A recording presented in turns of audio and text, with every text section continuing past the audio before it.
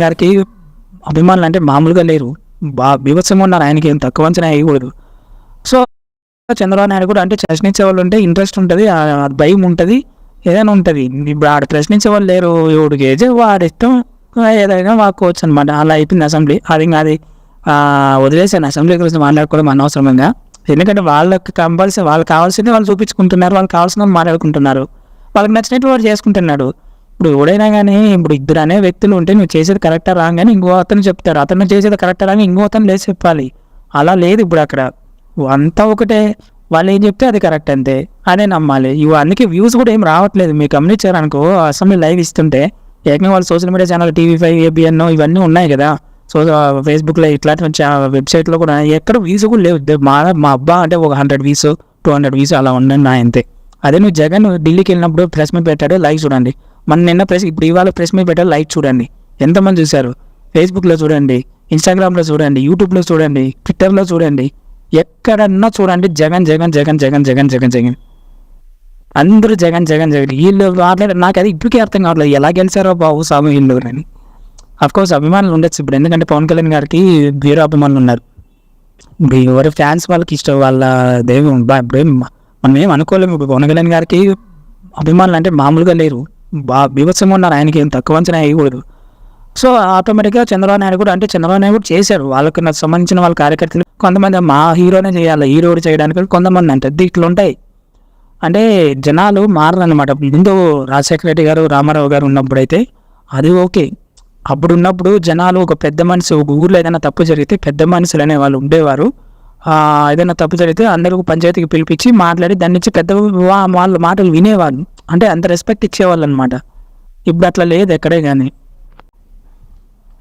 Friends, ఇవాళ జగన్మోహన్ రెడ్డి గారు press meet నిర్వహించారు. జగనే ఉంటే ఈరోజు ప్రతి తల్లి అనుకుంటా ఉంది, ప్రతి పిల్లాడు అనుకుంటా ఉన్నాడు.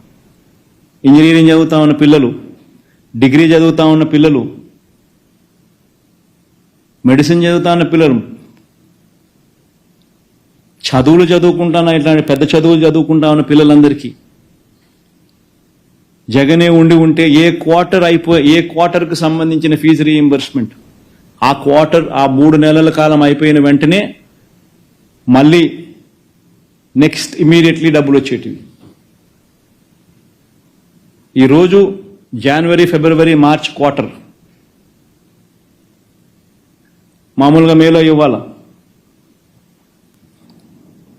ఎన్నికల కోడ్ అని చెప్పి ఎగరగొట్టినారు. జనవరి, ఫిబ్రవరి, మార్చ్ క్వార్టర్ డ్యూ. మళ్ళీ ఏప్రిల్, మే, జూన్ కూడా డ్యూ. 2 క్వార్టర్లకు సంబంధించిన విద్యా దీవెన పూర్తి ఫీజు రీయింబర్స్మెంట్ డ్యూ. జగనే ఉంటే క్రమం తప్పకుండా ఏ క్వార్టర్ ఫీజు రీయింబర్స్మెంట్ ఆ క్వార్టర్ అయిపోయిన వెంటనే జగన్ ఇచ్చేవాడు. వసతి దీవెన ప్రతి సంవత్సరం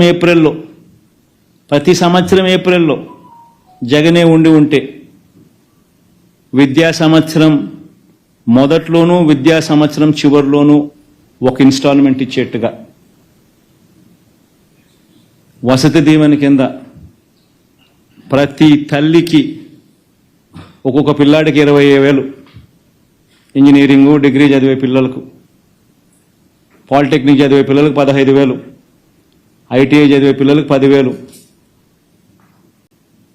వీటిని 2 ఇన్స్టాల్మెంట్స్గా చేసి ప్రతి ఏప్రిల్లో ఒక ఇన్స్టాల్మెంటు క్రమం తప్పకుండా ప్రతి ఏప్రిల్లో జగనే ఉంటే వచ్చి ఉండేది.